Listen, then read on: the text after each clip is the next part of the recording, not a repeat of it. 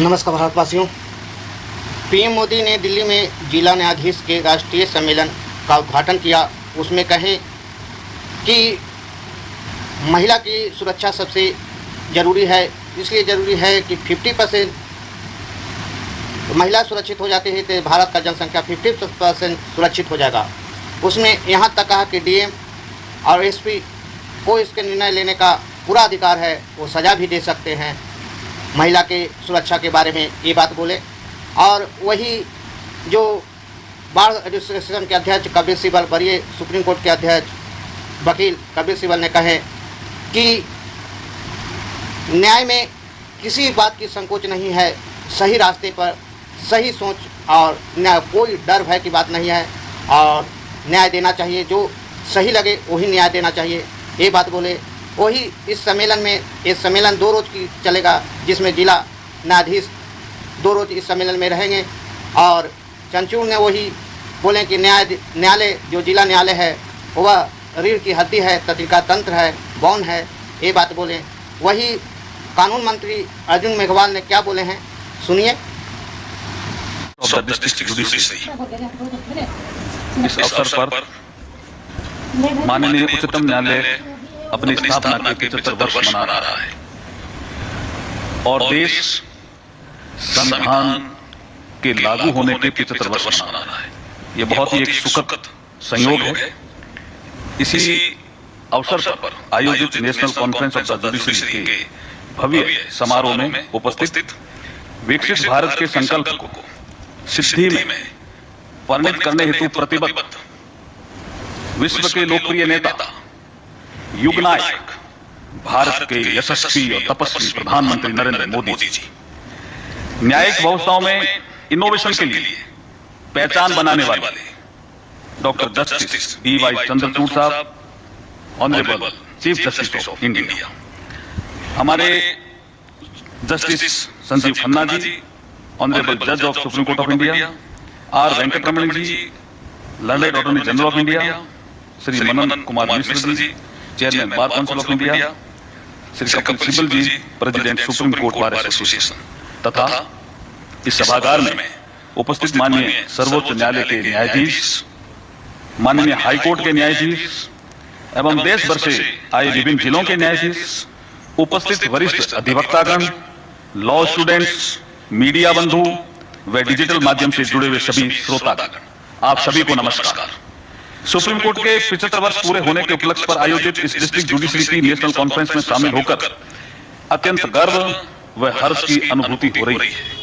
मेरा यह मानना है कि जिला न्यायालय हमारी न्यायपालिका का दर्पण है और इन्हीं के माध्यम से आम जनता अपने मन में न्यायपालिका की छवि का निर्माण करती है, क्योंकि ये सामान्य मानवीय के लिए फर्स्ट पॉइंट ऑफ कांटेक्ट की भूमिका में रहती है।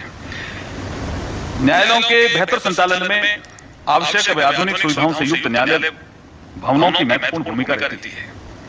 ये न केवल न्यायिक कार्यों से जुड़े व्यक्तियों की कार्यक्षमता को बढ़ाते हैं, बल्कि चारों ओर एक सकारात्मक वातावरण का निर्माण भी करते हैं, जो कि प्रत्येक कार्य क्षेत्र के लिए आवश्यक है। हमारे लिए गर्व का विषय है कि सरकार द्वारा न्यायपालिका के साथ कंधे से कंधा मिलाकर पिछले 1 दशक में ईज ऑफ लिविंग के साथ साथ ईज ऑफ जस्टिस को बढ़ावा देने के लिए सार्थक प्रयास किए गए, जिसका परिणाम हमें देखने को भी मिल रहा है।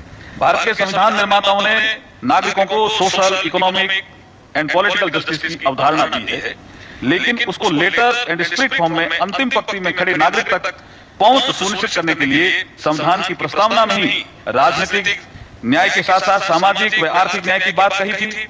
आज आदरणीय श्री नरेंद्र मोदी जी के नेतृत्व में हमारी सरकार उसी दिशा में निरंतर आगे बढ़ रही है। जैसा कि बाबा साहब डॉक्टर भीमराव अम्बेडकर जी ने कहा था कि जस्टिस, लिबर्टी, इक्वलिटी और फ्रेटर्निटी वे सिद्धांत हैं जिन पर हम एक राष्ट्र के रूप में आचरण करने के लिए सहमत हुए हैं।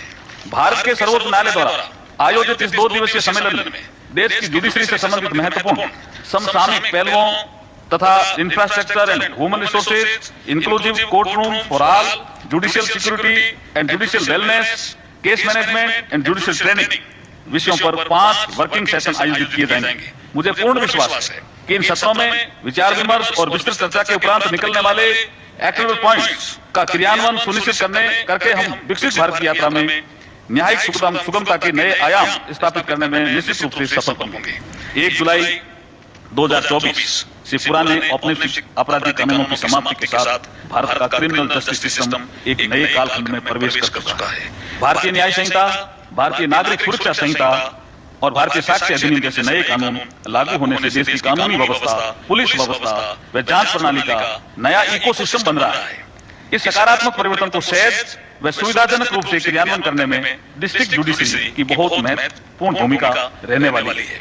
न्याय की पहुंच को सर्वसुलभ बनाने के लिए bottom up and citizen centric approach के साथ साथ tele law, pro bono, legal service, Nyaya Bandhu, legal literacy and legal awareness जैसे कार्यक्रमों का क्रियान्वयन Disha designing innovative solutions for holistic access to justice के तहत किया जा रहा है। वर्तमान में टेलीलॉ के अंतर्गत देश भर में 93 लाख से अधिक बेनिफिशियरीज को प्री लिटिगेशन एडवाइस दी जा चुकी है।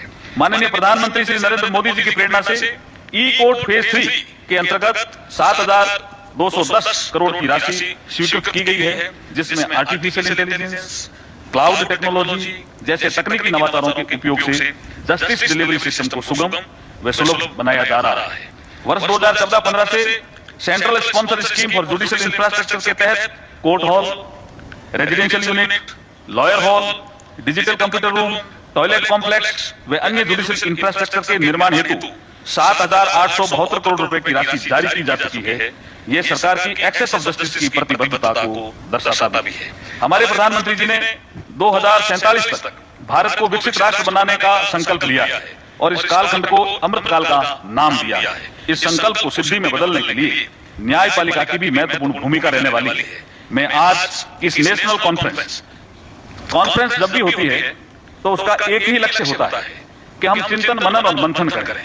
अब तक चलें, कैसे चलें, इसका विश्लेषण करें और जो कमियां रह गई उनको दूर करने का प्रयास करें।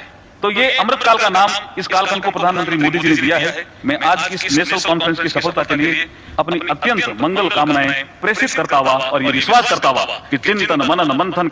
सुनिए कि कानून मंत्री अर्जुन मेघवाल ने क्या कहे, जिला जो प्रेस कॉन्फ्रेंस है दिल्ली में जो बैठक है उसमें क्या बोले।